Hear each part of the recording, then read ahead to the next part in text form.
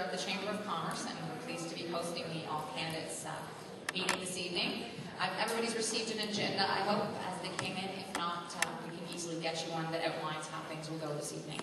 And I would like to thank all the candidates for coming and introduce you to our moderator for this evening, Jay Robinson. Okay, good evening, everyone. Thank you again for coming out. It's great that people are going to come participate in our democratic process.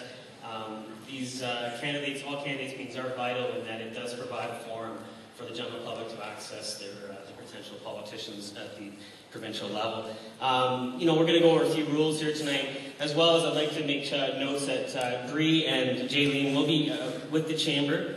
They do have their badges on. They will be collecting card notes for people. If they do have questions, the questions can then be passed on to them. There will be a number of opportunities tonight for the public to engage.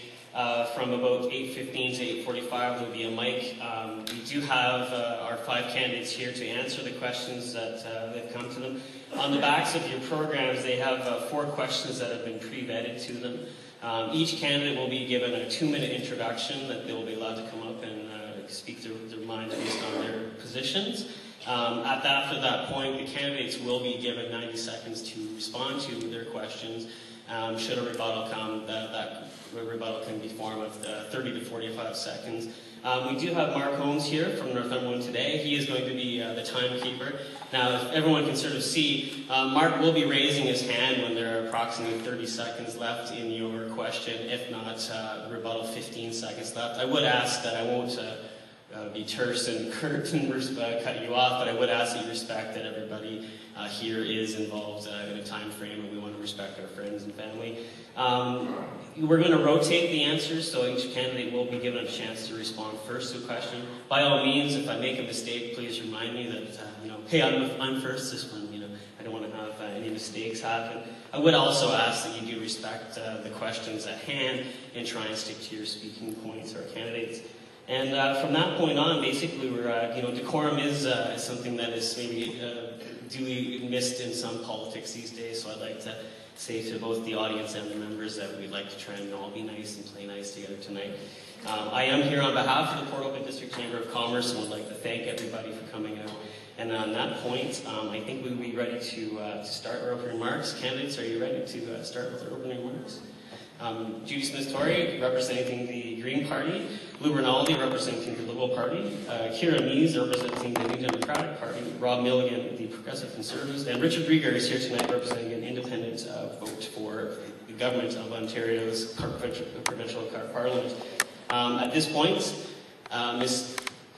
would you just say Judy, is that okay? Thanks, Judy.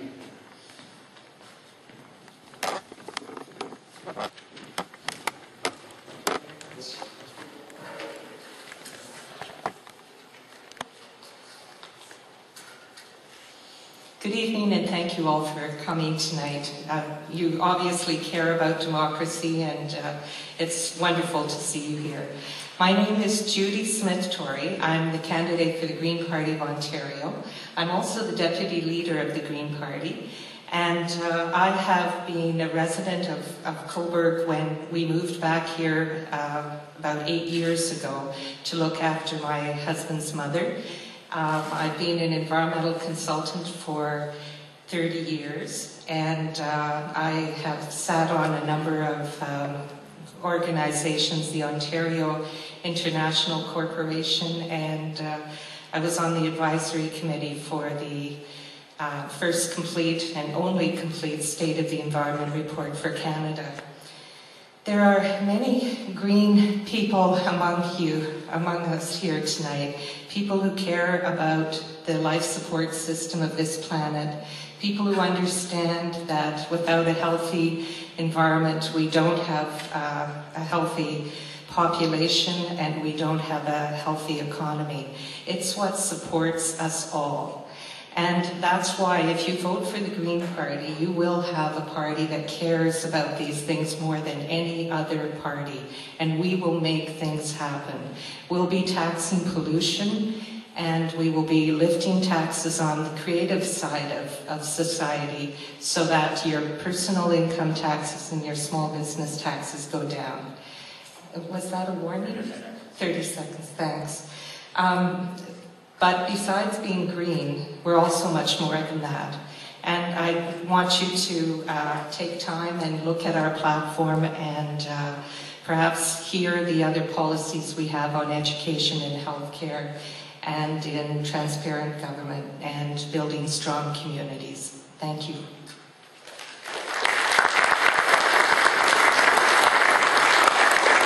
Thank you very much, Judy. Okay, now Mr. Rinaldi, would you come up?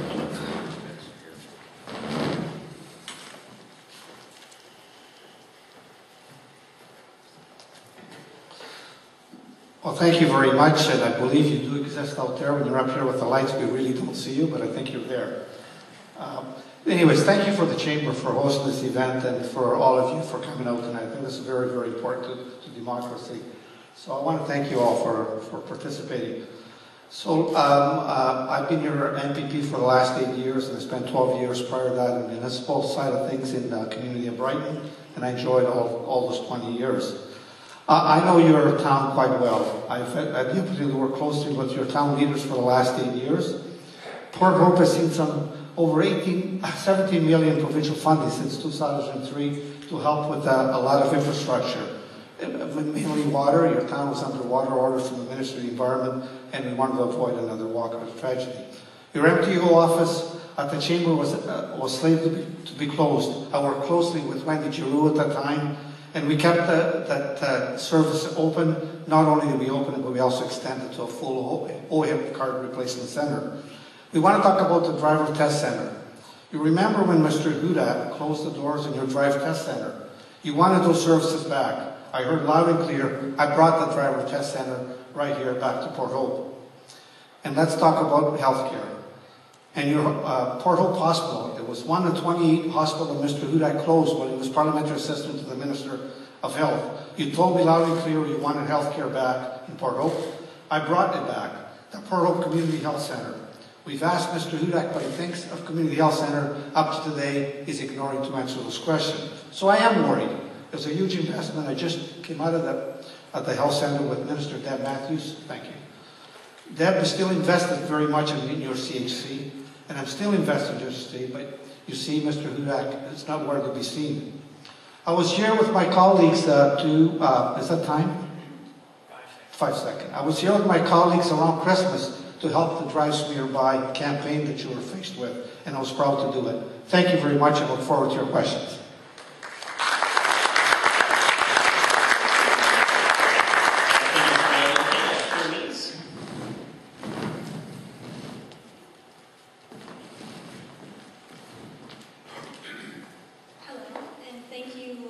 So much to the Chamber for organizing and having this as the venue, because this is the highlight so far of my election campaign, because I love this theatre, and one of my all-time outstanding memories was meeting Margaret Timmins of the Cowboy Junkies outside 10 years ago-ish. I was pregnant with my first daughter, so I'm really excited to be up here, once in a lifetime, so far, opportunity. So, I'm Mees, I'm your NDP candidate for this riding, and I am really excited to be standing here before you this evening because I'm hearing everywhere I go that people are ready for change. We just did door knocking in a neighborhood up the street, and people are asking questions, and they're undecided, and I hope that you can leave here with my shared enthusiasm for what the NDP has to offer. And we've had a hard time. The last 8 years, we've lost hundreds of thousands of good manufacturing jobs, and our hydro bills and our healthcare costs are soaring. And Mr. Hudak, his change book is promising a lot of regressive changes. Privatization of public services, and more tax cuts. And even though we know corporations are awash with cash, they don't need any more money, their bank accounts are doing just fine. Where the money needs to be is in our pockets, and we have a reliable affordability plan for Ontarians. And I look forward to sharing that with you tonight, and I look forward to your questions. And I am looking forward to the rest of the evening. So thank you so much for coming out, and I and I'll speak to you after too if you're feeling a little shy about questions. I've heard that a few times already, that people are a little nervous about asking questions, so I look forward to hearing from you. Thanks.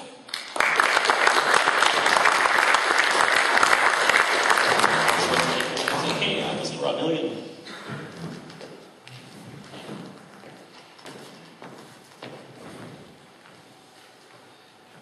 Yes, well, thank you very much again for the Chamber for hosting this event, and everyone for taking time out of your busy schedules to come and listen to the five of us present our arguments for a brighter Ontario. My name is Rob Milligan, and I'm your PC candidate for Northumberland West. I grew up just north of here in the small town of Warkworth, and I went off to Brock University, where I received my Bachelor of Arts degree, and as well I went to Nipissing University in North Bay and received my Bachelor of Education, and was very fortunate to be able to find a job at Campbellford District High School, where I've been teaching history and English for the last 13 years. My wife, Rebecca, and myself have two young daughters, 7 and 8, Linda and Samantha, and we also operate a small beef farm. So we run about 30 head of cattle, and having grown up in the community of Northumberland West, I live here, I play here, and I also work here. We have a plan that's going to bring some relief and help get Ontario back on track. We've made it very clear in Change Book that a few of the things we're going to look at is removing the provincial portion of the HST off your home heating and hydro bills, and allow you to opt out of the smart meter time of use pricing. We're going to remove government interference, the red tape that's preventing small businesses from expanding. We'll eliminate the bureaucratic waste like the local health integrated networks, the LINs, which do nothing for frontline health care. These are bureaucrats who make an exuberant amount of money. We're going to get rid of them, and we're going to put that $300 million back into hiring more nurses, nurse practitioners.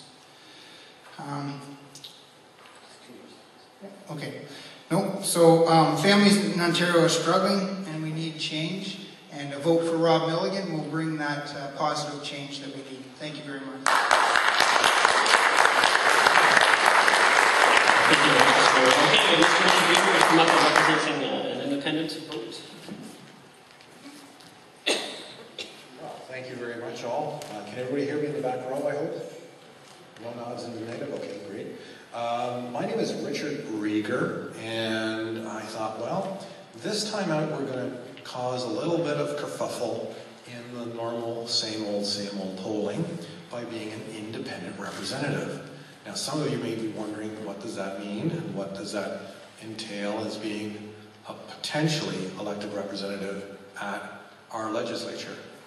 Currently, right now, we have 107 seats, so if there's 53 who vote one way and 53 who vote the other, they're going to need a tiebreaker. So I figured, hey, there's an opportunity for something to be done here for us Northumberlanders that can be done in the best practical possible way. A little background of myself. I grew up in Scarborough, Ontario, a little bit further west of here. I immigrated, so I'm a recent immigree in 2007 to the wonderful region of Coburg, Northumberland. And I used to be a computer technician, telephone, fix-it kind of guy. I still fix stuff all over the time, but nowadays I'm sort of easing back a little bit. You might call me semi-retired. That's my background, and although I don't have a particular party that I espouse the ideas of a little bit less, a little more efficient, and a little bit better for Northumberland, for every single person. Thank you.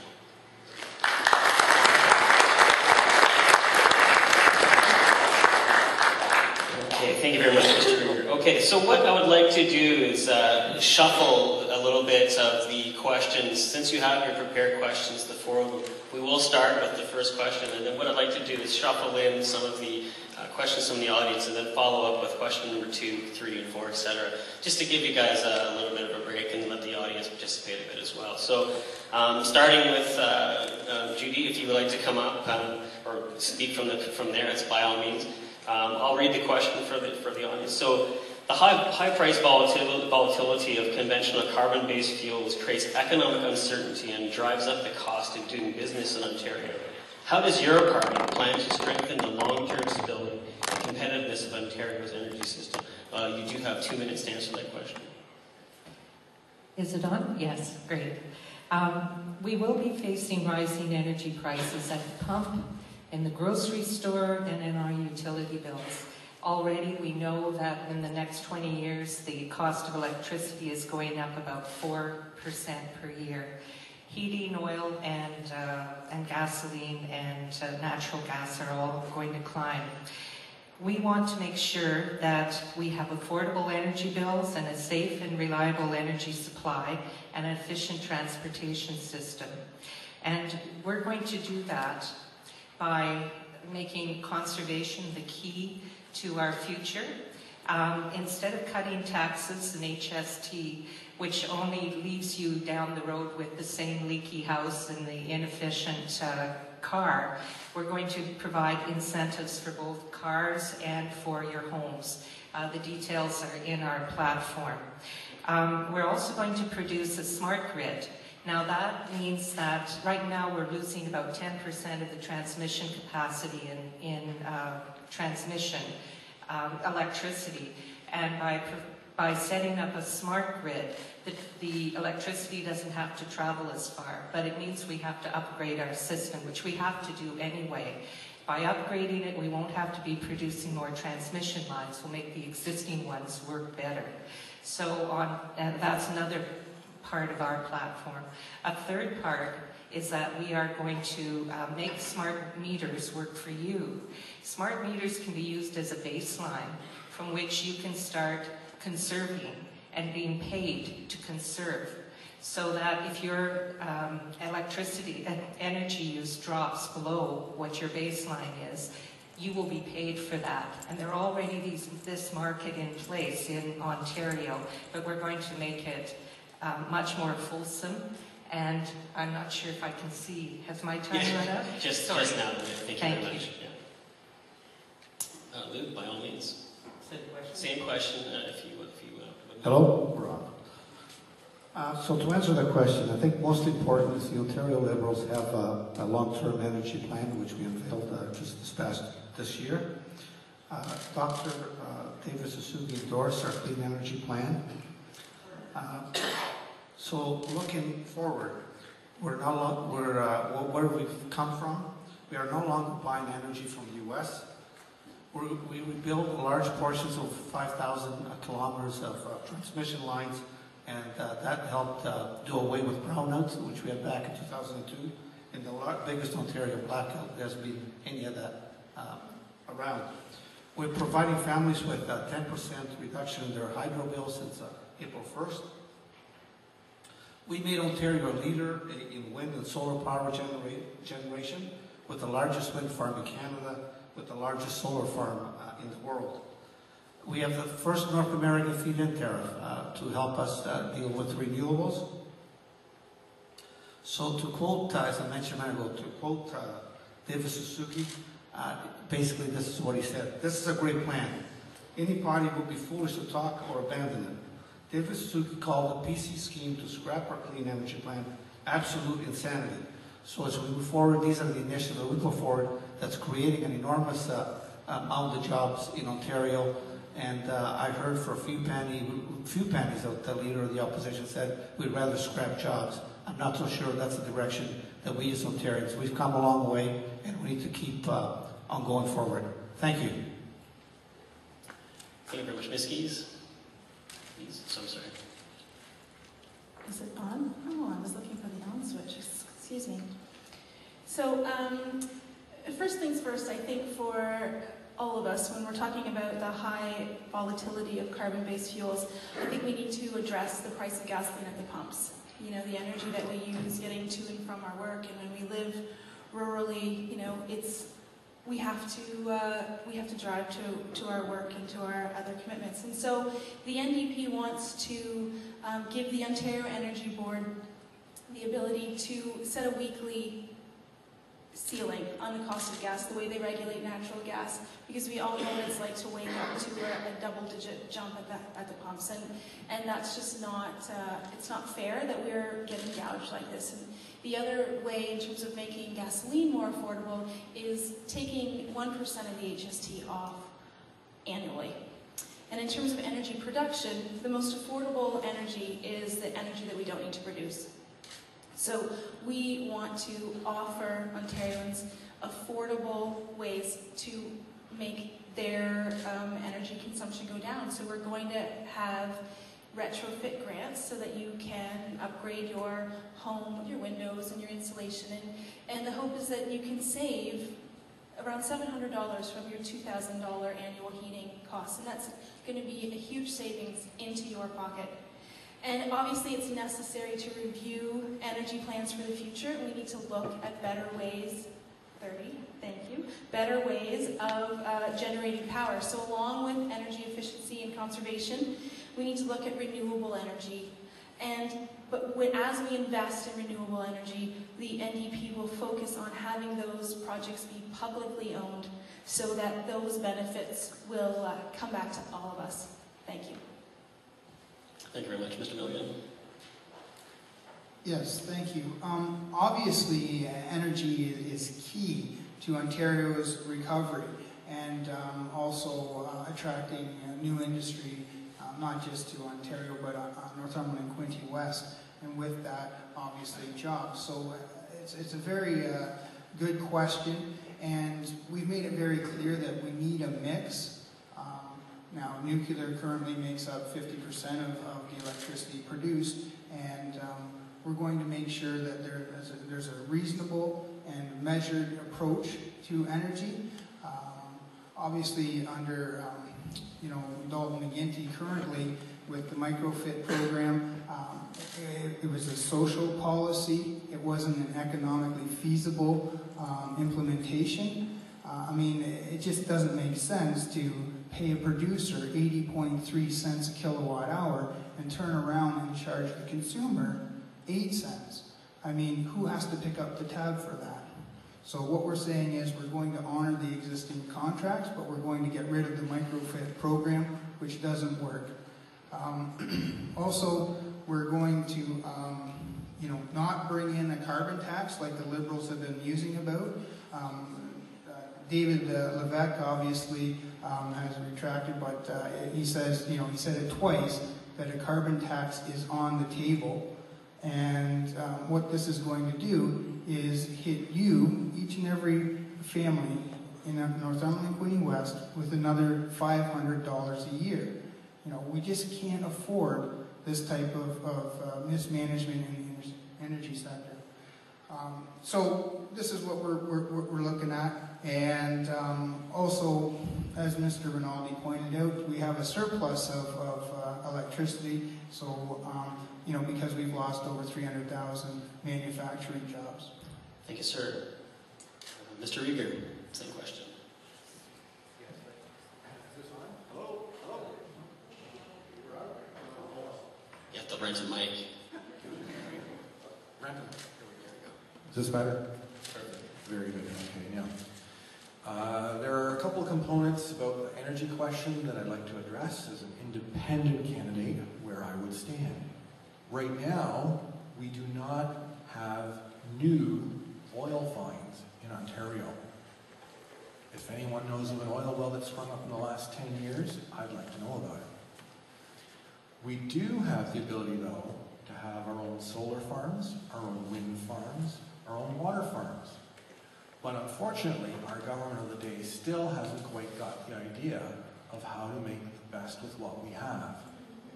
Right now, we're wasting 2/3 of the energy that ever gets generated in either a nuclear plant, a coal-burning plant, a gas-burning plant, and waste heat. We're starting to get the idea, like the folks in Japan are, by using combined heat and electricity to generate heat for our buildings and electricity for our lights. This is the way to get a more efficient way within our electric system. Is it going to be cheap? No.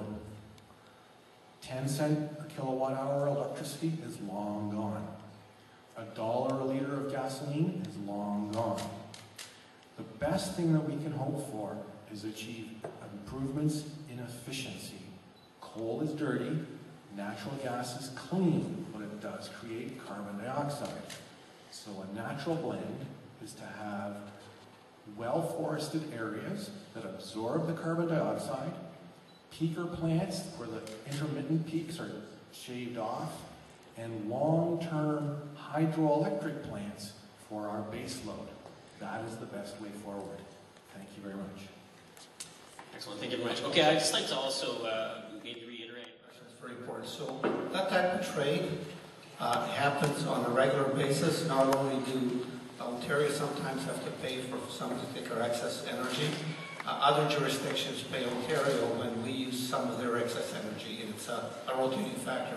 Ontario, with its trading partners, has the biggest quantity. So what happens, and this has been happening for years, by the way, it's nothing new, is that it's very hard to shut off a nuke. It's very hard to shut off some of the other energy-producing ways. But we always want to maintain peak, because you know what happened when there's a blackout, or even worse, brownouts. So that hasn't happened since 2004. So we always have to maintain the peak.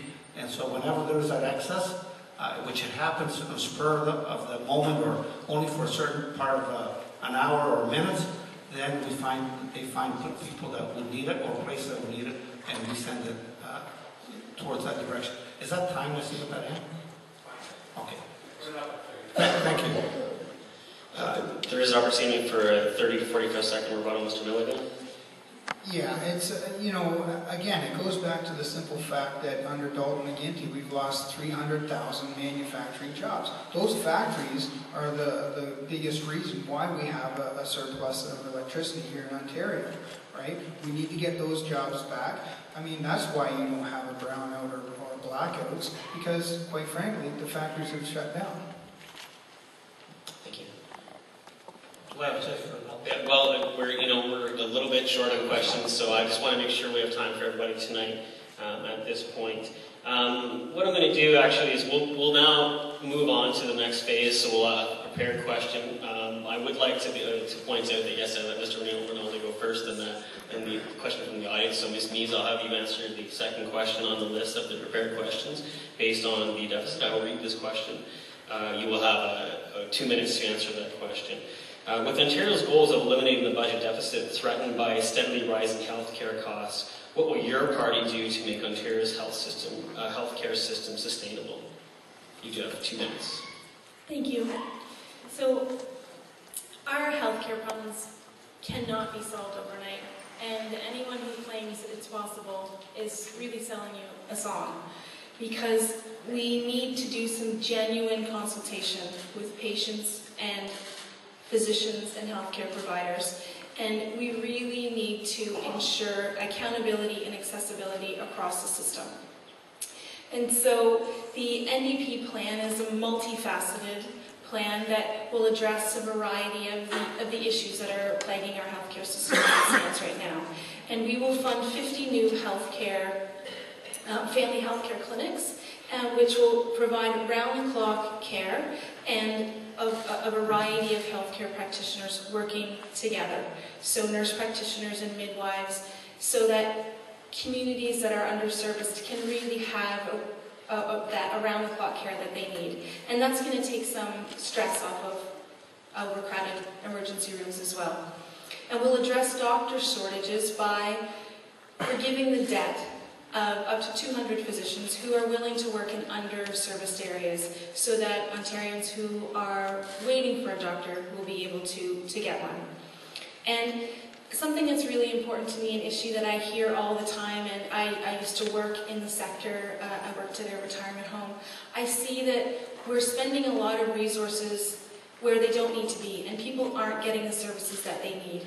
So the plan will be to eliminate the wait lists for long-term care beds for seniors with complex healthcare needs. Because right now they are languishing in hospital beds, and they're not getting the care that they need, and they're also taking up space where people need to be. And so they ought to be in a long-term care facility, and then we're going to be able to have those services available at the hospitals that we need. And lastly, the New Democrats are going to do work around health promotion. So keeping people healthy is the best way, the best impact on our healthcare system. So fighting childhood obesity and strengthening healthcare promotion by ensuring physical activity for kids. Thank you, Ms. Mees. Yeah. Oh, yeah, it's okay. Sorry. No, it's okay. It's all good. 30 seconds. Yeah. So I have to talk about this just to later. recap, when Mr. Holmes puts up his hand, that means you have 30 I'm just going to seconds start left. talking right to That's right. And when it lowers it, that means you're done. But by all means, Mr. Milligan, your turn to answer that question. Okay. You have 2 minutes. Yes, thank you very much. And of course, we've made it very clear in Changebook that healthcare is a priority for our government as well as education. This is why we are going to add additional monies, approximately 3% annually for the first 4 years of our mandate. So that's an additional $6.1 billion into healthcare. One of the things we are going to do, however, is we're going to get rid of the LHINs, the local health integrated networks. Again, this is another layer of bureaucracy with bloated salaries that do nothing for frontline health care. Dr. Walker, who was commissioned by the Liberal government, has made it very clear that Ontario has the worst ratings in healthcare when it comes to surgeries and wait times than any other province in Canada. And the Liberals have tried to hide this from the fact. We're going to get rid of the LHINs, and that extra $300 million is going to go directly into hiring more nurses, nurse practitioners, people that actually do frontline health care, where you're going to need it. We've made it very clear as well that we're going to increase the number of long-term care beds by an additional 5,000, on top of refurbishing the 35,000 that need to be updated currently. So that's 40,000 additional long-term healthcare beds that we're going to bring online once we hopefully form government. So these are the types of measures we're going to take, and we think it's a reasonable and measured response. Mr. Rieger. Yeah, we're on. Yeah. Healthcare is an interesting phenomenon because you have here a single payer system where there's essentially no accountability. Nobody gets a bill at the end of the month. Nobody gets a statement at the end of the year. This is going to be something that needs to be addressed, whether it be I who's inside the legislature or somebody else. We cannot be running on empty with what is not necessarily a bottomless pit of funds. We cannot borrow against our future grandchildren because the economic conditions of the world won't allow it. So I have a few ideas, but unfortunately I need to be able to have at least half an hour or so to explain them all. It's kind of difficult in a small forum. So I do embrace the idea of having reduced wait times and so on, but we have to do it responsibly. And that is where an independent representative would be able to speak for all Northumberlanders at Queen's Park to ensure that we get the services that we've already prepaid for in part of our taxes and our social service costs. Thank you. Ms. Torrie. Yes, the Green Party has its strategy based around health promotion and illness prevention. That's our key priority. Most of the problems we have as we age relate to chronic diseases, heart disease, cancer, and diabetes, for example. These are not handled well in an acute hospital setting, and mainly they relate to our lifestyle to a large extent. And what we can do by providing clean air, clean water, and making sure that there's a connection to local food systems, that we will help transfer more and more to organic production, will help keep our population healthy. We're also focusing on being proactive with regard to setting up family health clinics, so that by 2016, at least 60% of the population will have a family health clinic. There may not be a LIN going forward because we are going to be looking at that model, but there will necessarily be a need for regional and local control over the services offered. And my conservative colleague doesn't say what they're replacing the LIN with. Is it going to be a central top-down system? It's not clear. So we will still need some sort of regional coordination with a transparent system that involves the public in decision-making. Lastly, we're going to honor our seniors by providing a continuum of care, and we'll have caseworkers that will help provide assistance as people transfer from one need level to another. We'll also be focusing on paying relatives for services that they provide for their family, or it could be a neighbor providing the service. All in all, we've got a community-based process. Thank you, Mr. Rinaldi. Thank you. You're correct. Our health budget is almost 50% of our total provincial budget, and we need to control it. We put more and more stress on our health care, and so we should. We have an older, people are living longer, the needs are there. We don't want to lose any of that particular service. So let's talk locally a little bit. We've already started the process of realigning healthcare. Right here, for example, in our communities, I mentioned before, a state-of-the-art community health center, family health teams right across this riding. And why did we have to start going this way? Because hospitals were left taxed with the people walking into emergency services, because the NDP government closed medical schools. We weren't producing any more doctors, or very few. The Conservative chased doctors and nurses out of this country. We've turned that page. We're now producing twice as many doctors as we did in 2003.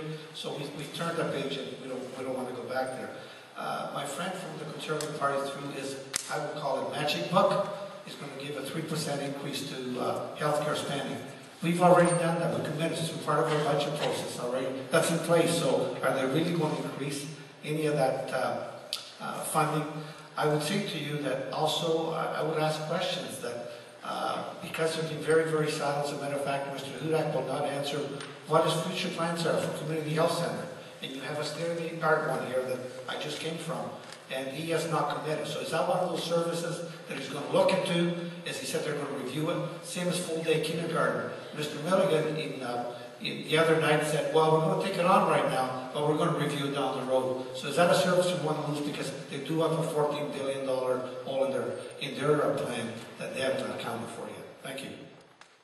Liberal counterpart has quoted me. I did not say that we're going to review. We are, in fact, implementing the full-day kindergarten program. Let's be very clear. Okay. Yeah, and when it comes to health, we are making it a priority. I mean, it's in Change Book. We're committed to that. I mean, let's be very clear, right? Dr. Walker, who was commissioned by Dalton McGuinty and the Liberals, has made it very clear that Ontario is lagging behind. There's a bottleneck of surgeries. And you said the other night, Mr. Rinaldi, that everyone has a doctor here. And I said, there's over 1 million people in Ontario that don't have a doctor. You said, if they don't have a doctor, come see me. So I encourage everyone out there, if you don't have a family physician, please see Mr. Rinaldi. Thank you very much. So what we're going to do is, it's great. Thank you everyone for starting to participate and bring some questions up. So what we're going to do actually is, Mr. Milligan, you are next up to answer the first question. So I'm going to actually ask a question that is directed to all of you, but in particular your name was first. You have promised to remove debt repayment from our hydro bills. What happens to those tens of billions of dollars of debt? You do have 90 seconds. Okay, no, thank you very much. What we've found, obviously, is the fact that when Dalton McGuinty brought in the HST tax, that 8% was added on to your electricity and home heating. We're going to get rid of that. But regarding the provincial portion of the debt, there was an $8 billion debt there originally. Over the last 9 years, because Mr. Harris actually brought in the debt retirement charge to help pay that down. So the Liberals have had quite a few years, and they've collected upwards of $15 billion, between 15 and 20, depending who you listen to. And that debt has already been serviced as being retired. We're saying it's just another tax grab by Mr. McGinty and the hardworking seniors on fixed incomes and hardworking young families struggling to make ends meet at the end of the month. You know, that's monies that should go back into their pockets, not the pockets of some bloated bureaucrat's salary already up in Toronto, making well over $100,000. Thank you, sir. Care for a rebuttal, Ms. Torrie? Yes, there is money that has to be paid out still on that debt. It's there, it's real, and it's not going to disappear. I've heard quoted that Mr. Hudak said that the utilities will pay it, which is still going to mean that you're going to pay it. It's a shell game he's talking about here. It's true that the debt is there partly because there was more put on it than was originally intended, and that's things like Hydro One couldn't afford its share of the high-level waste repository for several years, and the province picked it up and paid it for them. But if you're a Hydro One customer, or you're selling, or they're selling their power to the local utility or Viridian, you're still paying it. And it's just a shell game. Thank you, Mr. Ray. Go ahead, Mr. Rinaldi, in 30 seconds. Thank you very much. So there is a debt. The Auditor General said there was a debt. And the Auditor General audited those books. And you know, you pay interest over the debt that they created, especially when they froze the rates for 2 years and they kept on building on the debt. We've been paying off $1 billion a year. So I would ask Mr. Milligan and Mr. Hudak, if there is no debt, why are they saying that the corporations and companies still have to pay the debt, but not citizens? So you can't have it both ways. So that's what your magic plan says. Thank you, Mr. Rinaldi. Okay, so we're going to move on past the point. I've been getting some great questions. We're going to continue along some of these pathways, especially with regards to debt and healthcare. As we do have an independent candidate, I do have a question for our independent candidate, Mr. Rieger. As an independent MPP, how will you be able to raise issues and suggestions, suggest solutions to the legislature? What are some of your tactics in that mission? Thank you for the question.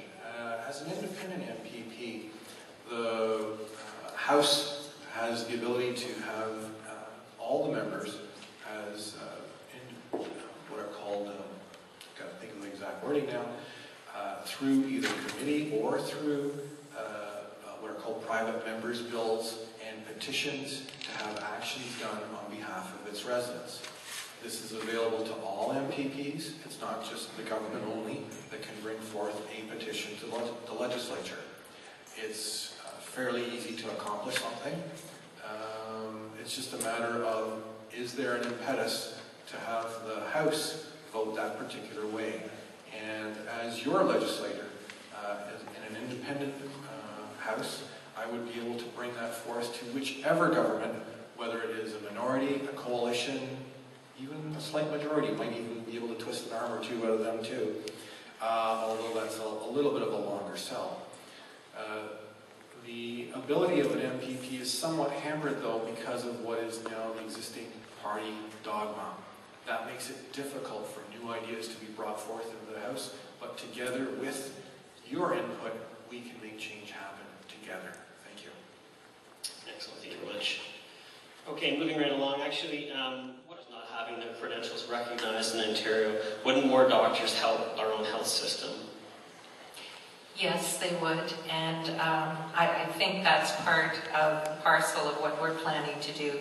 We're planning to let all professions practice to their full potential, and we would increase the program that now allows physicians from other countries to have their credentials approved. They have to go through a certain program with the Ontario Medical Association, and there have been a limited number of spots.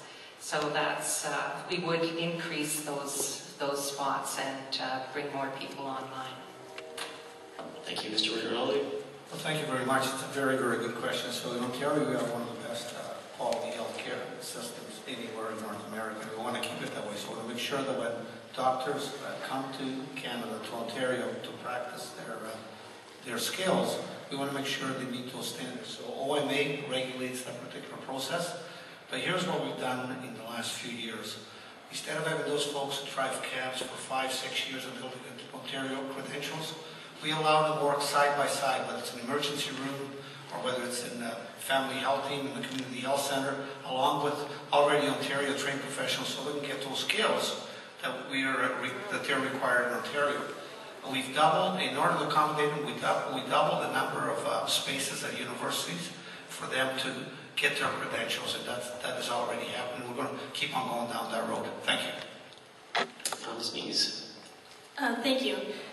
The basic answer is yes. Obviously, when new immigrants come with those skills, it only makes sense to get them working. And really, the issue is a lot of red tape and bureaucracy, and that's really what needs to change. And so it is having the stakeholders at the table, and really, like Mr. Rinaldi said, it really is the Ontario Medical Association that needs to really do better, because we're still having doctors look for work. I was just at the airport, and there was not a medical doctor, a veterinarian, serving me coffee while studying. It just doesn't make sense. So it really is about getting rid of the red tape and the bureaucracy that's really holding up individuals from being able to contribute the way they want to. Thank you.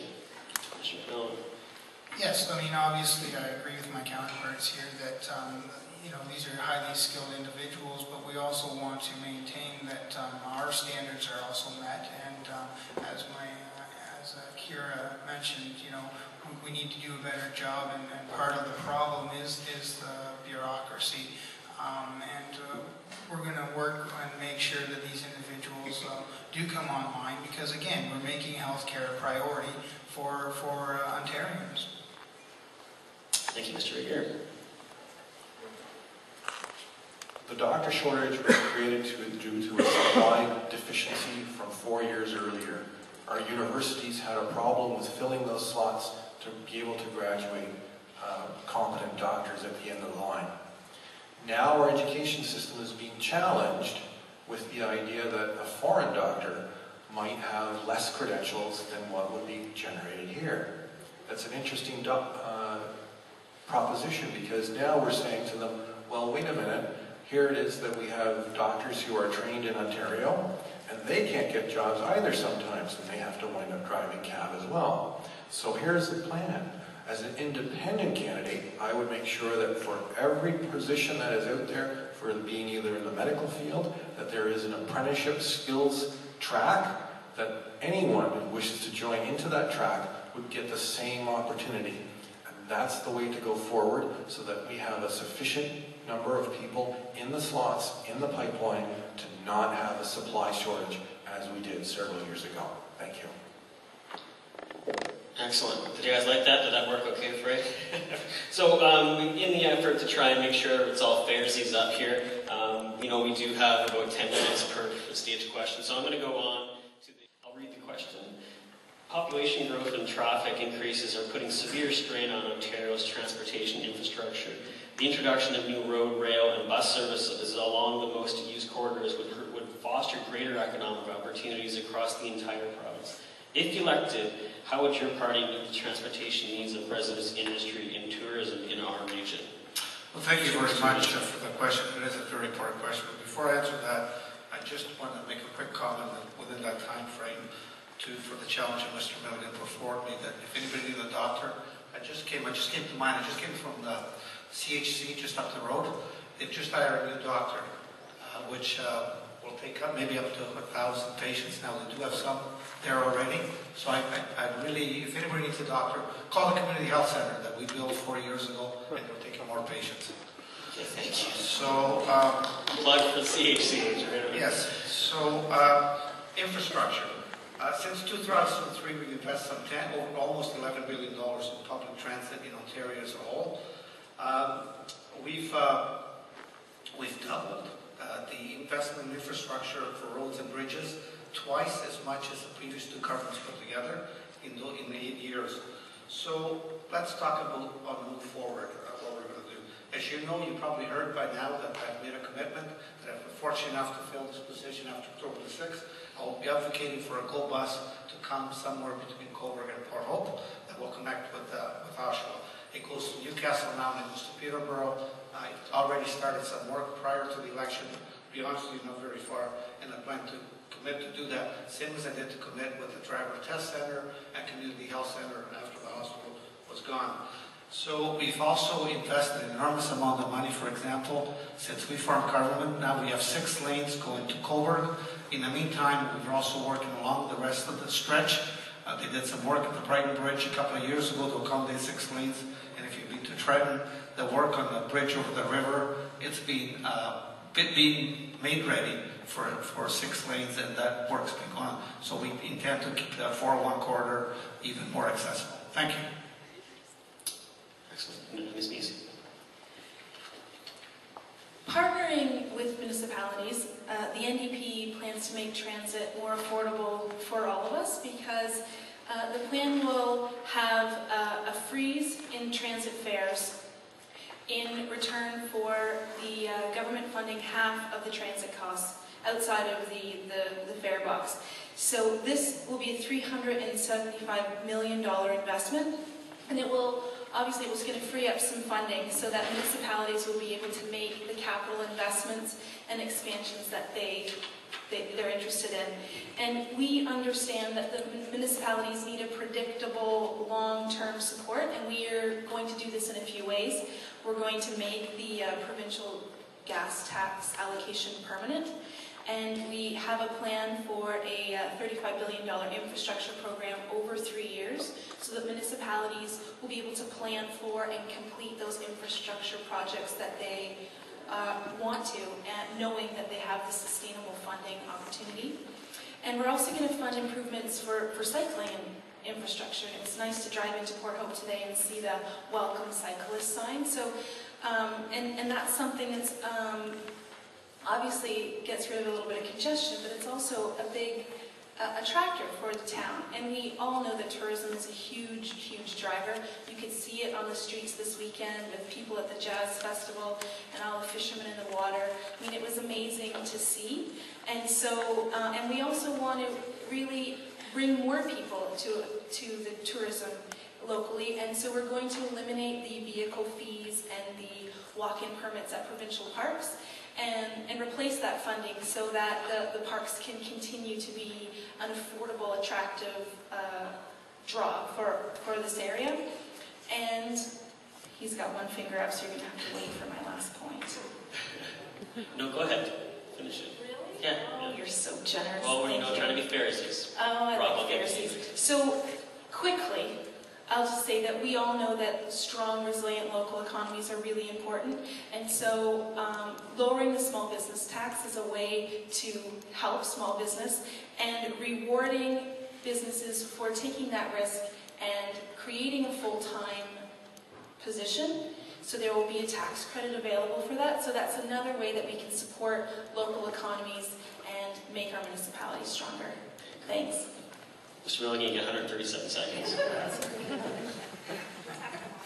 That's all right.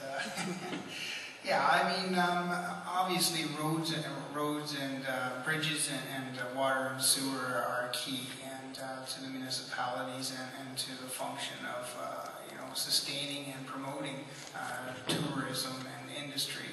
And that's why we're committing $35 billion to go into the maintenance and building of roads, water, and sewer. Also, we're looking at working, obviously, with the municipalities because, a one-size-fits-all approach doesn't work, and we're going to work very closely with the municipalities for the needs. And,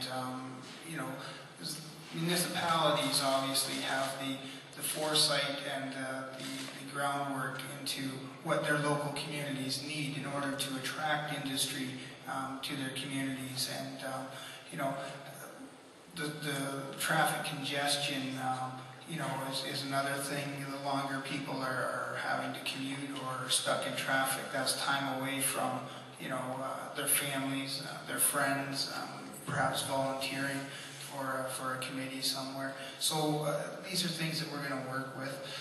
We're also going to give a greater percentage of the provincial gas tax back to the municipalities so that they have even more funds in the coffers to address those local issues such as roads and stuff.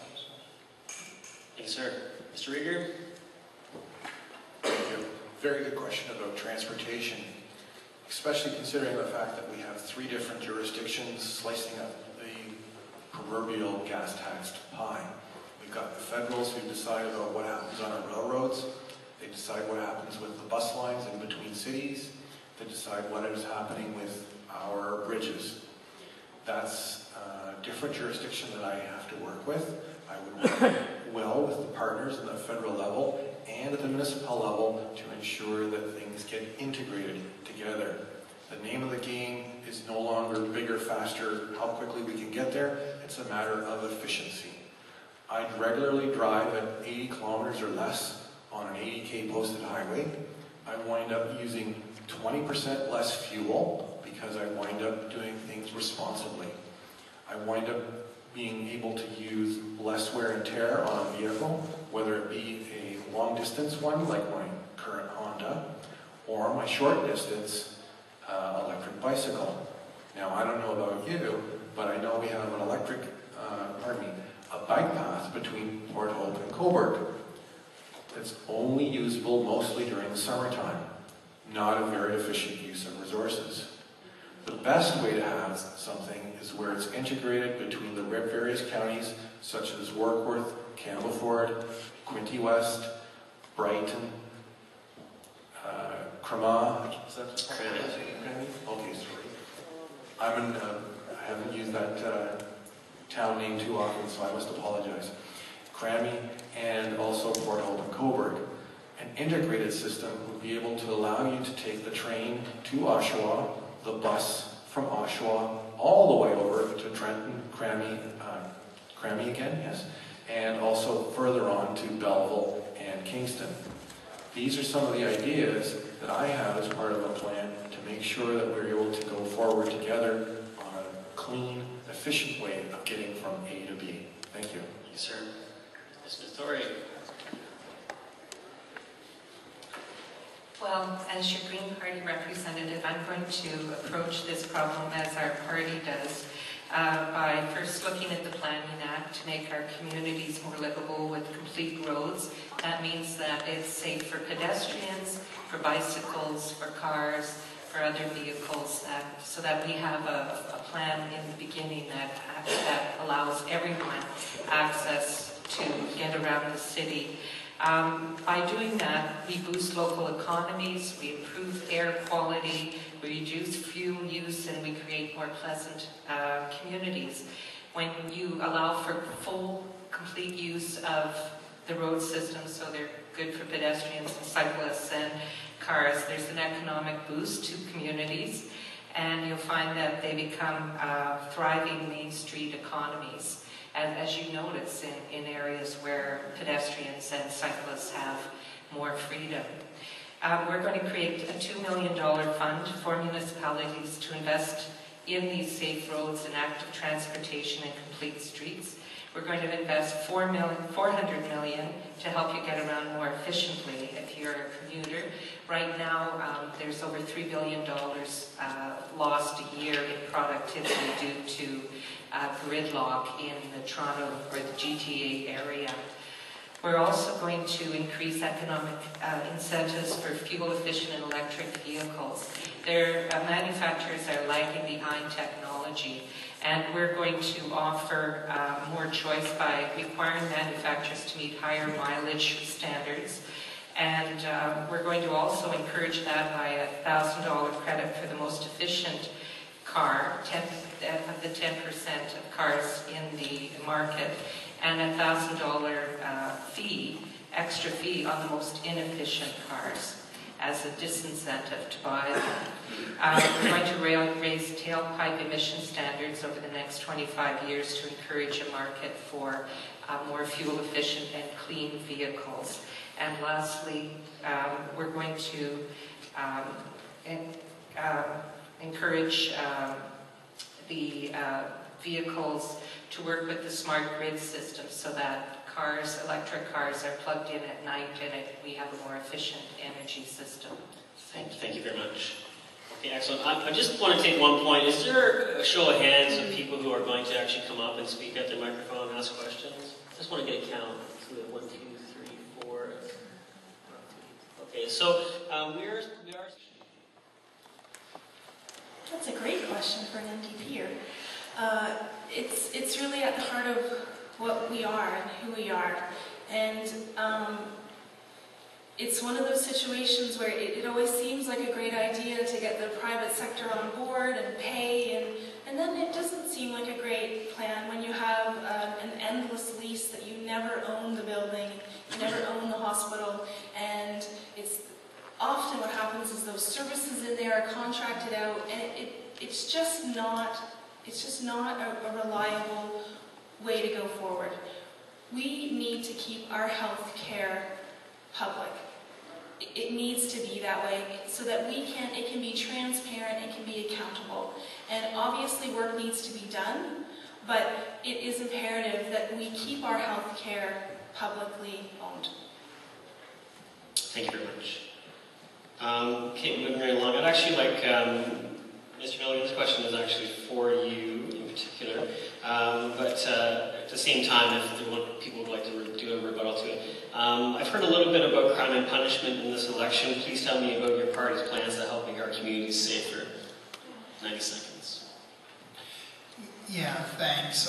One of the, I guess, the things that our party has made very clear is that we want to make sure that families and young children are safe from predators and so on. And so we've made it very clear that we feel that sex offenders who are registered, when those individuals are released into communities, those communities should have the right to know that they have a known sex offender living among them. We think it's responsible. We think it's, the rights of the individual here in this case don't supersede the rights of the community. So we've made it very clear that we're going to make sex offenders and the registry public knowledge. As well, we're going to put individuals who are obviously 2 years less a day, so non-violent criminals, get them back working 40 hours a week like the rest of the hard-working families in Ontario, whether it's picking up garbage, scrubbing graffiti off of walls, and we're going to have those individuals do that. We just think that it's time that they're held accountable. Thank you, sir. Mees. I just wonder about a plan that is not approved by the police, that you are opening the door to vigilante justice. Is that it seems irresponsible. Mr. Rinaldi, 30 seconds. Thank you. Just so that we know where we stand, we oppose those measures. We've, in the last 8 years, we brought in 2,000 more police officers to patrol, not all the sex offenders and all those things, but also to provide better frontline security for our communities. Every law agency in this province objects to those two regulations, both the sex offender registry and chain gangs. So I wonder if Mr. Milligan could elaborate how he's going to alleviate the fears working with the police when they don't agree with the process being Thank you, Mr. Rinaldi. Would you care to rebuttal? 30 seconds. Well, let's be very clear here. When you're talking about the police organizations and teacher federations, it's the union and labor that are talking. It's not when I listen to frontline police officers, you know, they're making it very clear that this is a well thought out and responsive measure. And a lot of police officers that I talk to agree with the measures. Okay, thank you, Mr. Milligan. All right, so I'm actually going to go back to my 1-minute format, action round. What I'd like to do is, Mr. Rieger, I'll look at you to start first on this question, but I would like everybody to come through because it is a very pertinent question, and as a plug for the Port Oakland District Chamber of Commerce, small businesses create many jobs. How does your government or your representation plan to help them ensure long-term jobs? Well, as an independent representative, I would be able to encourage our various ministries to ensure that there is a reduction in red tape. This is one of the big factors that is inhibiting small businesses to grow and to be able to sustain themselves. Also currently is the accessibility of having small business loans. Right now it's very difficult for upstart businesses to even get a bank loan to start them off. This makes even most small arrangements to be very prohibitive when you're faced with such things as 5 or 6% currently. Bank loan rates are even higher if you have what's called a high-risk type occupation. The banks have a fair bit of money behind them, but it's just a matter of the risk assessment, and by having an independent representative, you'd be able to ensure that we could pass a bill that would enable a small business bond to be floated in Ontario to enable those small businesses to grow and flourish. Thank you. Ms. Torrie. Well, first of all, we're going to delay the corporate tax cut for large corporations and put that money towards small business and medium-sized business. We'll lower business payroll taxes by raising the exemption for the employer health premium to $800,000 in payroll from $400,000 in payroll. And we're doing that by not cutting business corporate taxes for large corporations. We're also establishing a taxation regime that will encourage investors to finance local businesses and community enterprises, and we're going to set up some financial instruments such as community bonds to promote that. We're also going to spend $800,000 towards the refurbishing of business buildings by in order to invest in energy conservation. And we'll provide $300 million over 3 years in refundable tax credits for apprenticeship, cooperative and mentorship programs. Thank you very much. Yeah, that's perfect. Mr. Rinaldi, 1 minute. Thank you very much. So, in the last 8 years, we've reduced red tape by 20%. We actually passed the law as part of new regulations. 2 have to come off the book, and we've been successful in reducing about 20%. We've lowered the business tax to 4.5%, and our commitment as we move forward to reduce it to 4%. I was fortunate in 2007 to incorporate the platform an Eastern Ontario Development Fund to help small businesses to grow and be sustainable. And that was made a 4-year plan. As we move forward to our commitment for this platform, it'll be a permanent plan, so it's $20 million a year for Eastern Ontario to help small businesses start growing. There was such a program in the past, the former government took it away.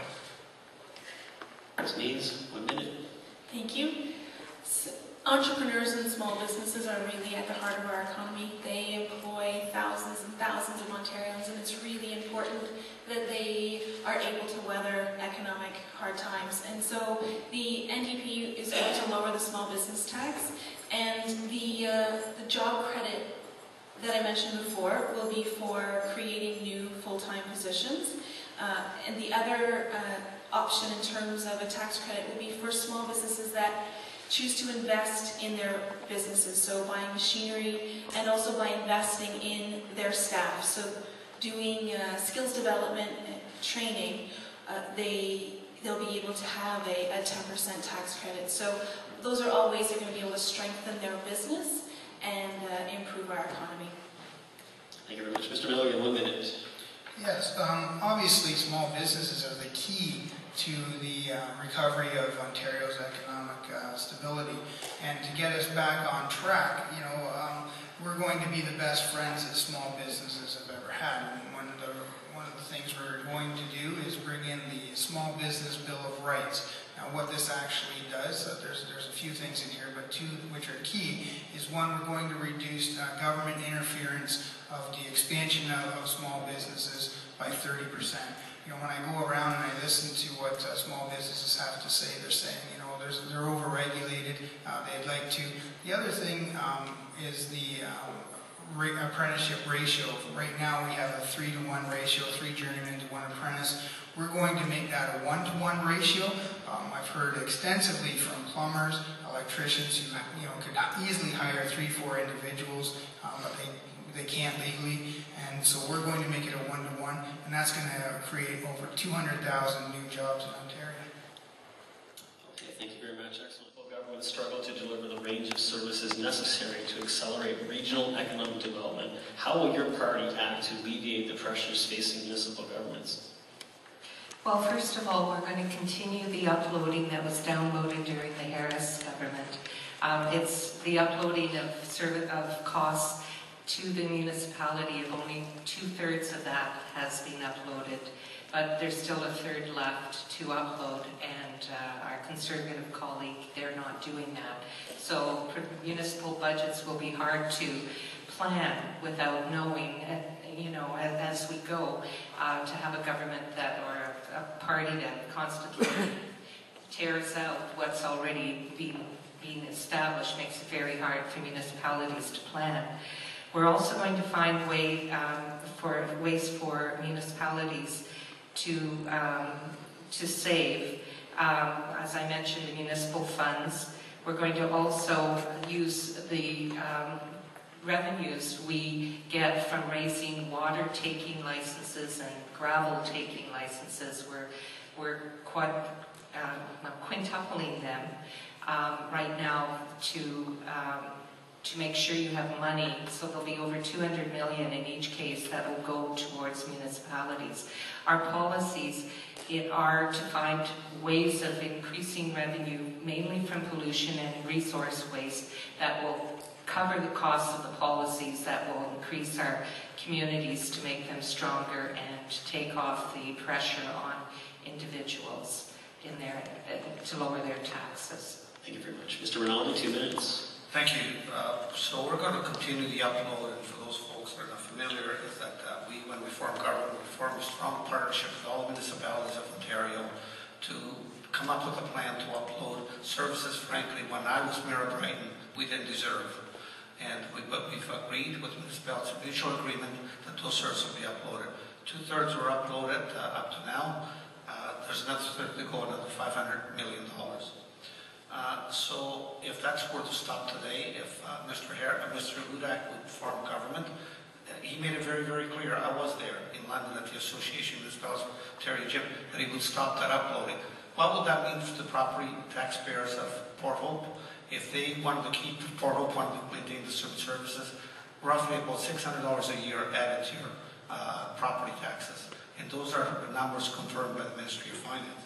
So we're going to keep that on. Not only are we going to do that, when that agreement expires in 2018 and all the upload is done, we will commit to look at another initiatives that sort of weren't part of the first round.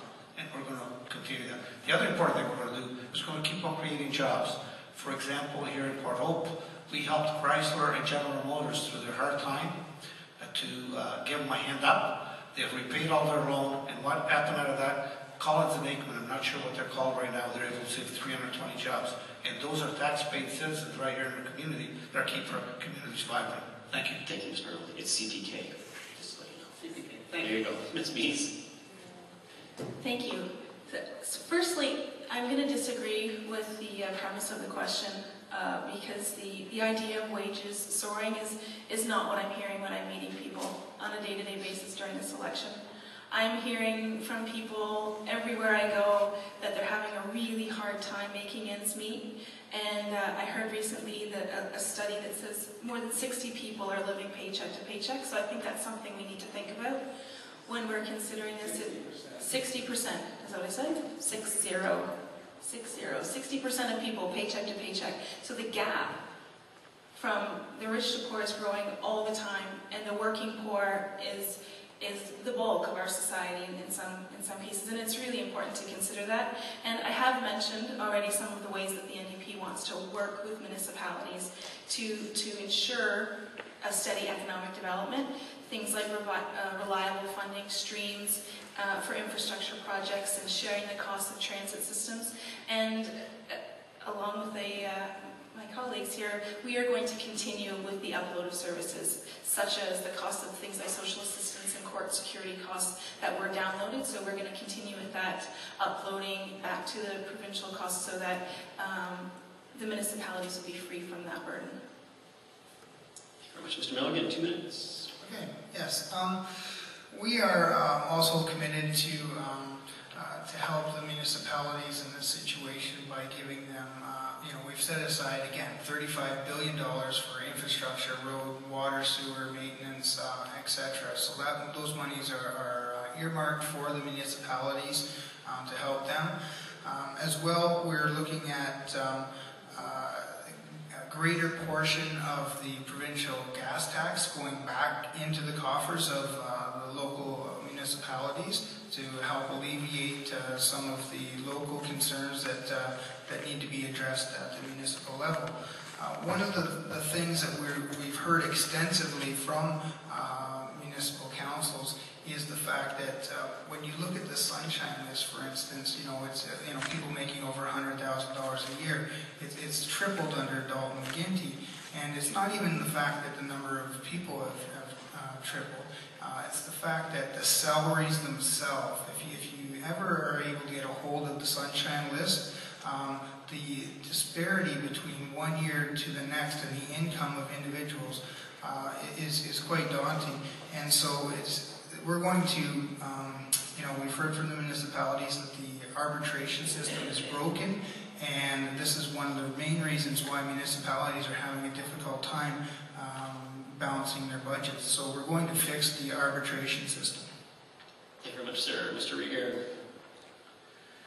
Well, this is an interesting dais full of good ideas on a variety of ways of passing the ping pong ball back and forth. Upload one way, download the next. Nobody's addressing the root cause of the problem, which is that there's just an overabundance of public service workers in our government businesses, helping us eliminate our month funds from our children's pockets, from our grocery bills, from our fuel taxes, etc., etc., etc.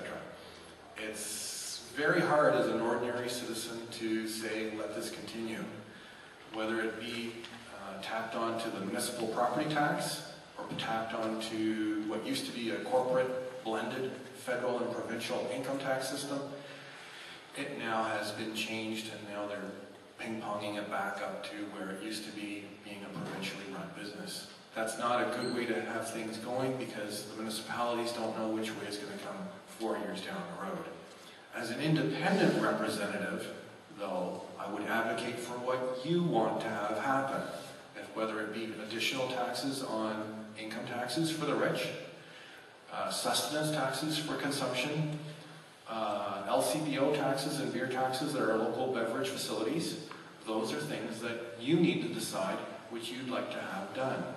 As your representative and an independent member of Parliament, I'd be able to bring forward what your ideas are on how we're going to achieve a reasonable society of safe homes and facilities, and having it so that it's fully paid for and costed, not having to borrow from our children's piggy banks. Thank you.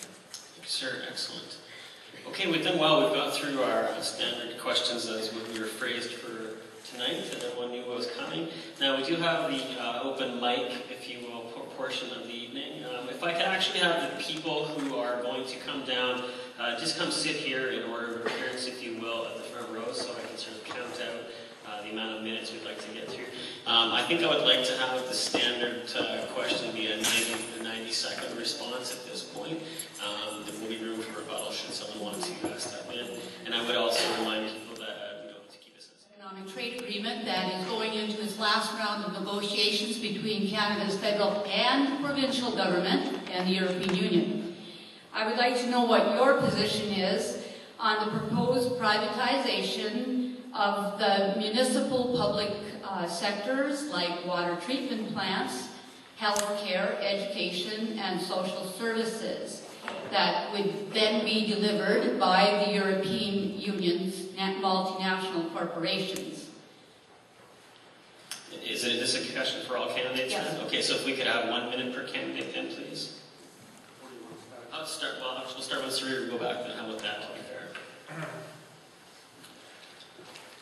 That's a very good question about the implementation of a NAFTA-like program to be extended over to our European countries so that they could potentially be participants in our municipal facilities. It's a difficult one at this time because, for one thing, I'm not familiar with what CETA has all its fine details. They haven't hammered out or allowed us access to it. So as an ordinary citizen, I'm kind of in the dark on it. But however, what I would advocate for is to have it so that our public facilities stay public, so that we have accountability and safety is uppermost in any government-run administration.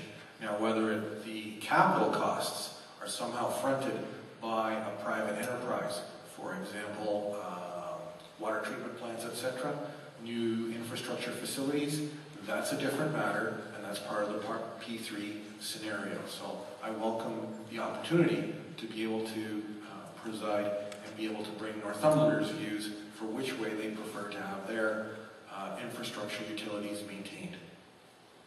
Mr. Milligan, 1 minute, please. Yeah.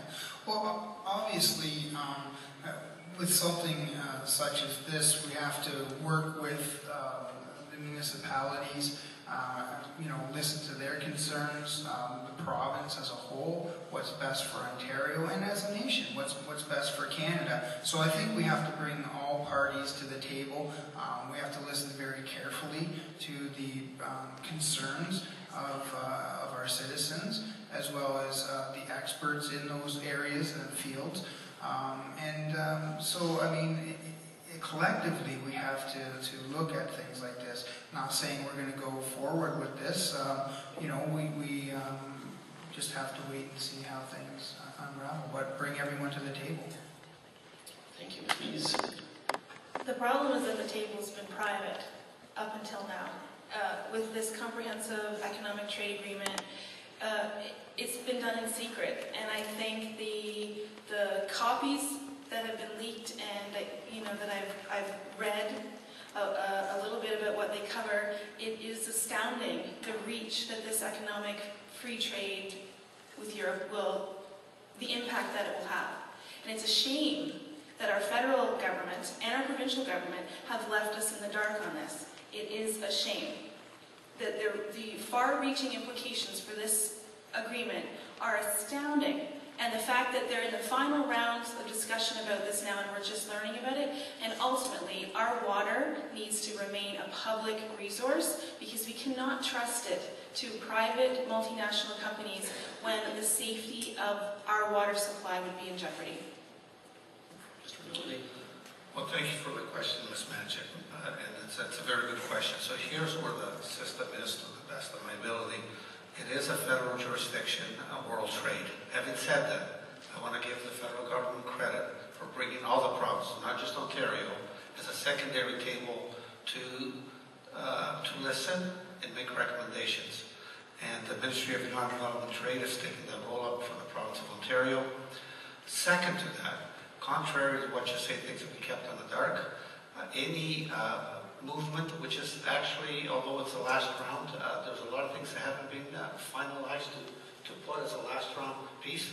The Ministry of Municipal Affairs and Housing, which I had the privilege to serve on, and sitting together with the municipality, with the Association of Municipalities of Ontario, they've been brought up to date and got their input back so that we as a province, we can make educated suggestions to our federal counterparts to make sure that it doesn't jeopardize the livelihood of the people of this province. Thank you. Thank you, Mr. Rinaldi. Ms. Torrie.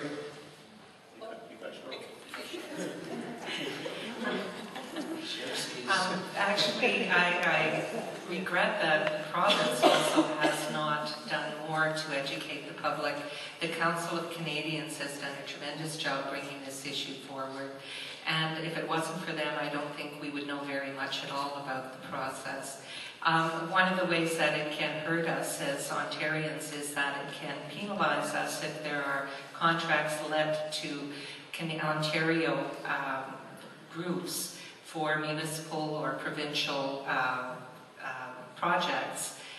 They can actually sue for being discriminated against.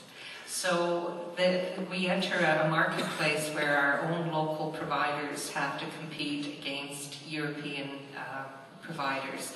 And the Green Party has a policy that they will not support that degree of so-called free trade. And because we want to build strong, resilient, diverse communities. We have to strengthen communities because during the last recession, it was the small and medium-sized businesses in our communities that provided the jobs. So we would lose even that. Thank you, Ms. McLarty. Okay, so next up to the mic. Is your questions for all candidates or specific? Yes, my question is for all candidates. My name is Dave Watson. I've heard a lot of, you're going to give us a lot of extras and spend a lot of extra money. And you say you're not going to raise taxes and you're not going to take away any of the other services we have. I'd like to know how you're going to get this money and budget and balance the budget with giving out all this money and not raise taxes and not take away services. I'd like to know how you're going to do it, because I think it'll be a miracle if you do. So in an effort to be fair, we'll actually start with Mr. Milligan and then go down the table. Yes, thank you for the question.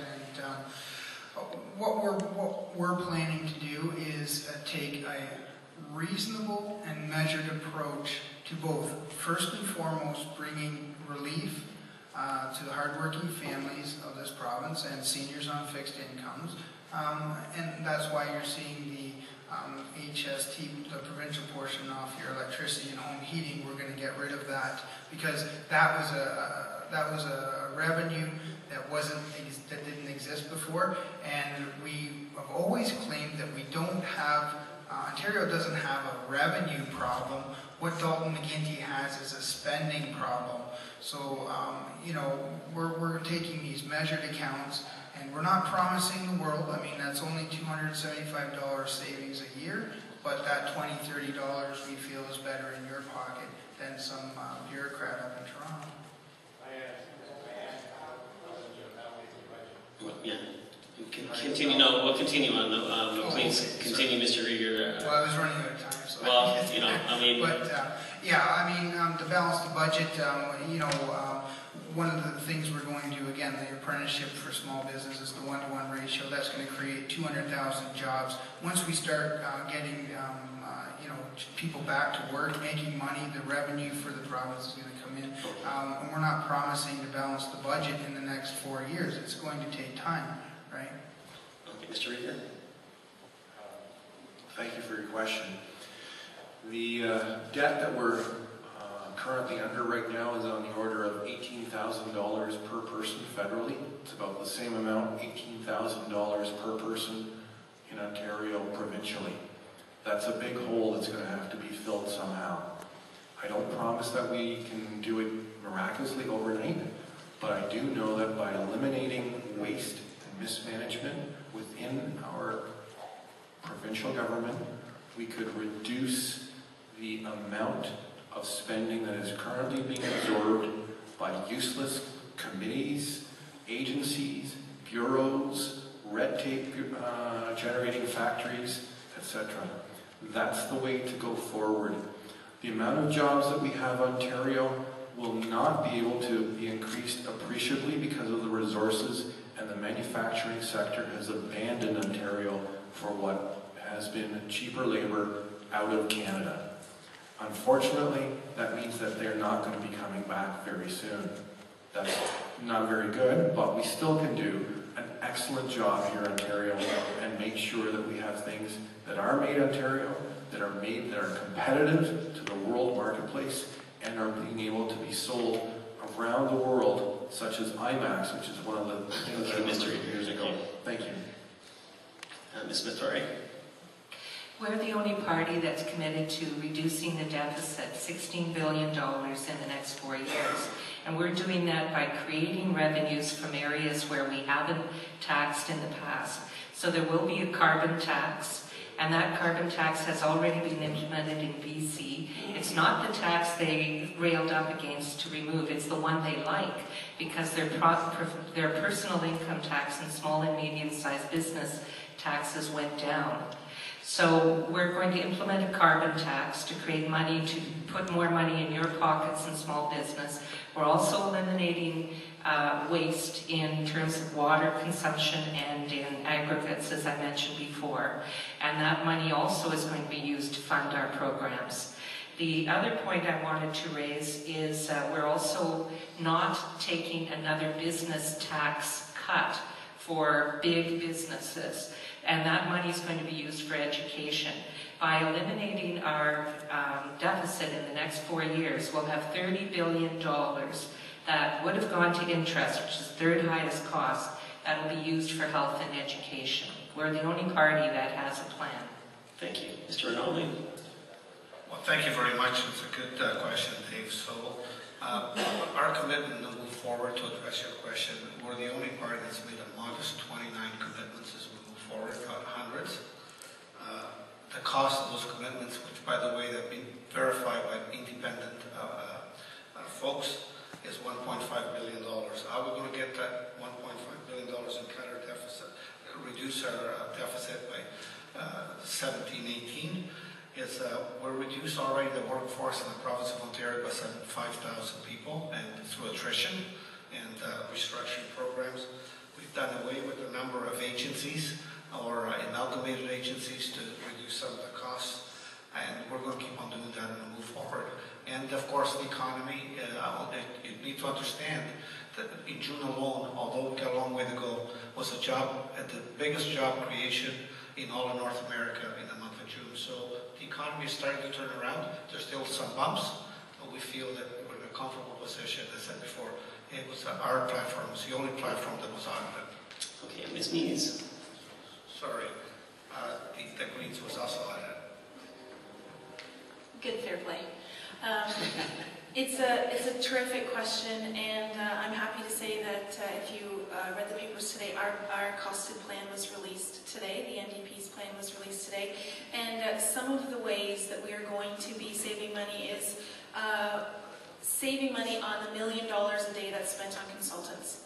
So we are going to decrease that by half as a start. In terms of saving money, the rolling back of corporate tax cuts, and we're not going to be getting rid of them, which is things you're hearing from my opponents. We're rolling them back to 2010 levels, which will save $1.6 billion. So that money will go to pay for the cost of the province. And another way that we're going to be paying for the platform is spending our tax dollars within our province. So the NDP wants to promote a Buy Ontario policy so that when municipal governments and provincial governments are spending money, we're going to buy Ontario made. Thank you very much. Okay, I actually owe Ms. Mees and Mr. Rinaldi one each for first question, just so we're being fair. So for all you candidates, as well as Judy Smith-Torrie, is if you are elected, will you make Ontario green and not scrap wind turbines? Will you make Ontario a greener Ontario for years to come? So, well, I'll go Kara, then you, and then we'll go down the line back this way. So, Ms. Kara Mees, go ahead. Yes. However, I'll say yes, however. So it's really important that we take a comprehensive look at our energy plan moving forward. And we, as the NDP, want to invest in renewable energy. And so we think it's really important to take a prudent look and make sure that we're moving forward with projects that A, communities want, and B, that are going to be a good return in terms of the energy investment and production that we need. Okay, thank you very much for the question, Robert. Good question. So we're the only jurisdiction in North America that's got one of the strongest green energy acts right now that's creating jobs and it's creating green energy. Just so that we're clear, when that was debated at Queen's Park, both the NDP and the Conservative voted against it. So we in favor of wind farms? Are we in favor of solar farms? Are we in favor of biodigesters that produce energy from farm waste? Absolutely. It's creating 50,000 jobs in the province of Ontario. It's providing a greener Ontario. Just think of it this way. This year, we're not going to take all the credit for it, but in Toronto, there was 1 day of smog.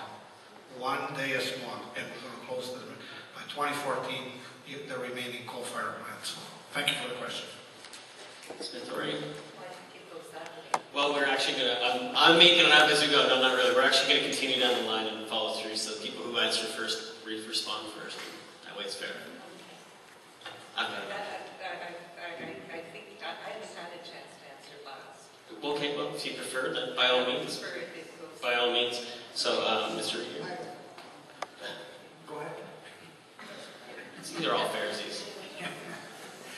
Well, yeah, Robert, obviously, thank you very much for the question, and we've made it very clear that we're putting a moratorium on wind right now, for the simple fact that, there's a great concern by individuals where these wind farms are going up, that there are health concerns, there's, problems with migration of birds for the environment, and so even environmentalists who are concerned with this, they can't agree themselves on the best approach, and at least the implementation of the current way it's going to be introduced.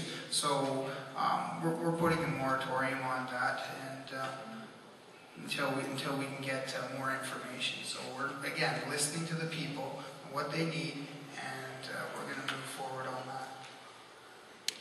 Mr. Rieger. Good question, Robert. The idea of having a wind farm sounds great, but unfortunately in southern Ontario we only get 10% productivity out of any windmill that would be accessible to the wind. So that makes it kind of difficult from an efficiency perspective to advocate for having a wind farm. Although they're green, there's little fuel cost to them. The ability to have a wind farm, its capital costs though will get vacuumed up so that it inflates the price of any electricity that they generate. So they're not the greatest thing, but they're better than diesel-powered plants, I understand that. Nonetheless, the best thing to have is an expansion of our own hydro resources that's available 100% of the time. The second thing is to go to solar, half light, half dark, that's 50%. That's a better use of our resources. And then, after that, go to the biodigester. That's the best way forward for Ontario to have a long-term supply mix. And unfortunately, we still will have to deal with nuclear for another 1,000 years. Thank you. Your wish is my command. This issue particularly, I wanted to have the last word. The Conservative government is going to cancel the Green Energy Act. The Green Energy Act provides a method for low-income people to have their homes weatherized for free by utilities. It provides targets for municipalities and utilities to meet to reach conservation targets. It provides a program to generate the industry, the renewable energy industry in Ontario, all facets of it, from solar to wind to biogas. And the program is just starting. To cancel it and to cancel the Samsung contract will do a death blow to the industry in this province. And all you'll have are the old technologies again, and we'll be back in the dark ages when it comes to energy. And you know how much we're paying for energy now. We're going to be even worse off with no plan. This is a good act. It has to be made more community based, but besides that, it should be protected. Okay, so that's is Mr. Rinaldi would care about, I guess, 30 seconds. Thank you. I just want to make sure I heard correct. Mr. Milligan said they're going to put a moratorium. That doesn't mean they're going to scrap it. His leader said they're going to scrap it over and over and over again. So which way is it going to be, a moratorium or scrapping it? Can you please clarify that? Mr. Milligan, 30 seconds. Well, I thought Tim had made it very clear, Mr. Rinaldi, that we're putting a moratorium on it. We're going to scrap the microfit. We're going to scrap the microfit program, right? So what we're planning to do is just that. So regarding what Ms. Smith Torrie has said, the Samsung deal is a bad deal for Ontarians. You know, I at the plowing match in Hastings there a few weeks ago had a gentleman who actually, his family owns the factory that manufactures solar panels, and there are several. And what would happen with Samsung coming in and setting up shop would actually eliminate those smaller facilities from being able to have access to markets. So we're protecting small businesses. We are tight on time. We do have a few more questions that come from the floor. Please, madam. Hello, everyone. My name is Donna Berthier. It's a question for all candidates. The topic of my question is, once again, healthcare. My area of concern is patient safety, the quality of care, and reducing the number of adverse events that happen to patients when they're in a long-term care facility or a hospital. An adverse event, for those of you who aren't familiar with it, is during the patient's stay, something happens during the quality of their care that creates additional medical difficulties or problems than what the patient originally came in there for. So, as it currently stands in Ontario, if a family or a patient are experiencing an adverse event and they're not getting the problem solved through the long-term care facility or the hospital, there is nowhere else to go to take that problem any further. There are, as everyone knows, it's very difficult to find out the number of adverse events happening at any hospital, and they do happen, unfortunately, at all hospitals. Ontario is the only province in Canada that does not have an ombudsman for patients to turn to. Question? Yeah, my question is, does your party support having a provincial ombudsman to oversee issues in the hospitals and long-term care homes like all the other provinces have? Mr. Rinaldi, you owe you a first answer. Thank you very much. Thanks very much for the question. Safety in hospitals is paramount. What we've done is we've introduced the legislation, we passed it to provide quality of care, make sure the quality of care stays in place. And what we've done, what's in there, and what's in the process right now is that hospitals, CEOs and staff, and frankly even boards are responsible to make sure that those commitments are in place. The Ontario Medical Association plays a role in the fact that they can step in some cases and until will, frankly, and review those particular circumstances that might arise. So that's the things we put in place. As far as bringing the direct question, the ombudsman into play, I think that's something certainly, as we've expanded the role of the ombudsman in the province of Ontario since the form of government, that could possibly could be the next step. Thank you. Ms. Torrie? We would support an ombudsman. In terms of long-term care, the big problem is PSWs, personal support workers, are not trained to the same standard. They're private school trained, and each private school can have a different curriculum. Some are trained in a matter of weeks, others in months, but most of them get their on-the-job training on your parents. And in terms of geriatrics, we don't have enough people in that field. We're only training one geriatrician a year in Canada. So we have a serious problem in terms of long-term care and professionalizing the people who are working day to day with the patients in long-term care. In hospitals, we have had an ongoing problem. If there's an airplane crash, there's a big investigation. If someone dies in a hospital caused by the hospital itself in one way or another, a misrepresented drug, then there's no real process to correct it and learn from that experience. There needs to be much more of that. Thank you very much. Mr. Rieger? Thank you. The question of having, I guess, an ombudsman in place in our Ontario hospitals is long overdue.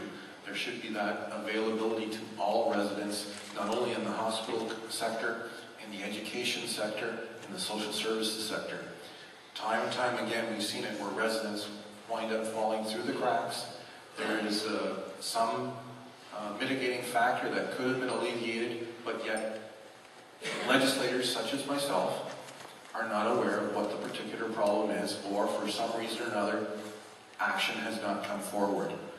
As your independent representative in Northumberland Quinte West, I would make sure that these types of things are addressed, and not only that, that you have full access to receive the information as to what it is that's happening behind the scenes as well. So I thank you for your good question, and I look forward to being your representative to bring things forward. Mr. Milligan, 60 seconds, please. Yes, well, again, thank you. Yeah, we've made it very clear that we're going to review all agencies, commissions, and boards, as well as perhaps ones that aren't in existence currently. We're going to listen to the concerns of the people and make sure that their tax dollars are spent to the best and most efficient manner possible.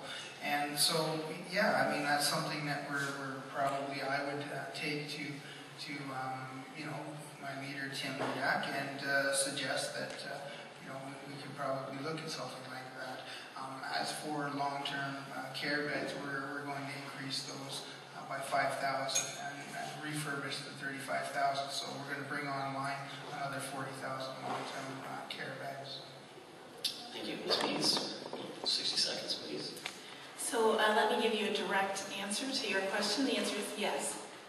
It is in our platform to extend the scope of our Ombudsman's office to include universities and hospitals and long-term care facilities. It's important that it happens. It's important for all of us to be able to rest assured that things are happening in a transparent and accountable manner, and that families and if your loved one is has one of these adverse effects, you absolutely need to have some recourse.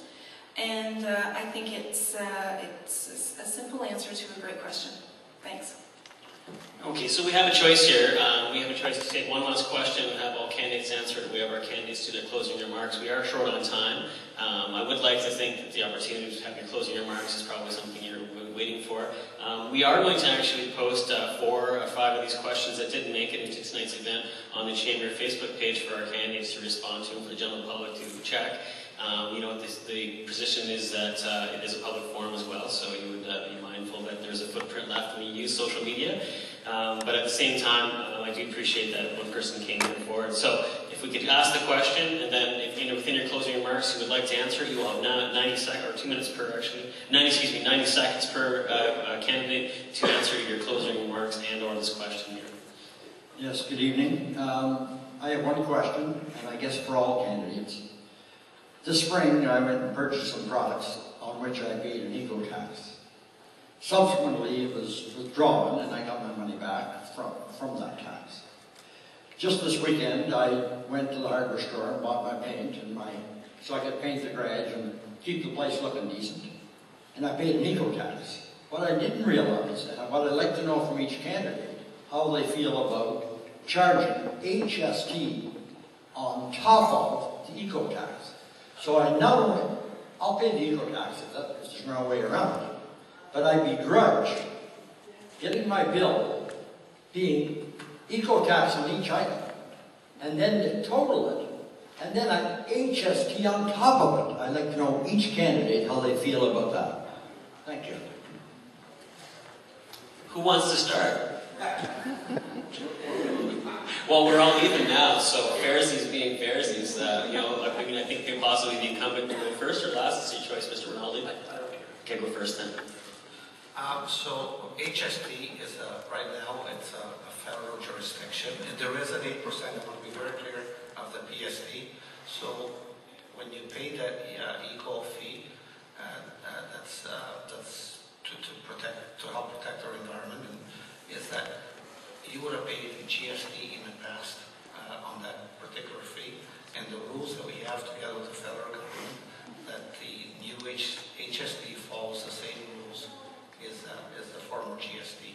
So regardless, you would pay the GST in the past on the product, and now you pay the HST. Ms. Torrie, or do you want to go last? You're going last. Kara Mees, go ahead. So, tax, fee, whatever you want to call it, it's a tax. And really what it is, it's a tax shift. And it's supposed to go to the manufacturer, it's supposed to be on the polluters. That's how that's supposed to work. But instead of really enforcing that and making that law, making that regulation apply to who it ought to, it's all just been shifted onto us. And our commitment is that the eco fees need to be paid by the polluters, and that would be the change. And so it just doesn't make sense that you're paying a tax on a tax. So, and it is our pledge to make sure that those eco tax are paid by the people who are the polluters. Yeah, we've been very clear from the beginning that we're going to get rid of the eco tax. We just don't think it's fair, and again, it's a tax grab brought in by the Liberals to go in the pockets of bureaucrats who have a bloated salary. So we're going to get rid of it. Go ahead. Okay, it was the Harris government that developed it in the first place. Unfortunately, it's called enhanced producer responsibility. It is supposed to be paid by the manufacturer to encourage them not to use toxic substances that then end up in our waste stream, and we have to deal with them at toxic waste pickups. And it would make the product more expensive, but it would also encourage them to switch to more benign materials in their formulations.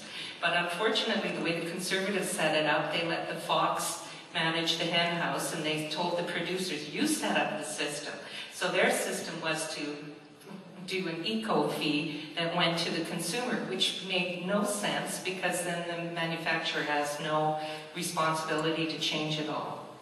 So there shouldn't be an HST because there shouldn't be an eco fee. The eco fee should be an enhanced manufacturer's responsibility to switch off of toxic substances. Mr. Rieger, your response? Yeah, the HST on a product right now is 13%. In Europe, it's about 15%. They call it value-added tax. That's too high for most